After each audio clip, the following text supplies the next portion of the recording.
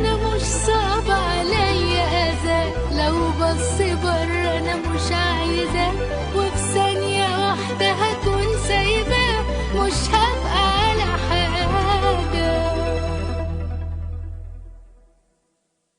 حاله غريب داخلين في يومين، على كل حاجة مش متفقين، أزعل وهو اسم الله عليه أعصابه تلاجة، على طول أجي كده يجي كده مرتاح، وأنا متنكدة سايباه، وأنا متأكدة بإن في الموضوع سرحان، على طول مش هي شكلها مش كده، كام يوم وأنا مستحملة لما أفهم الموضوع.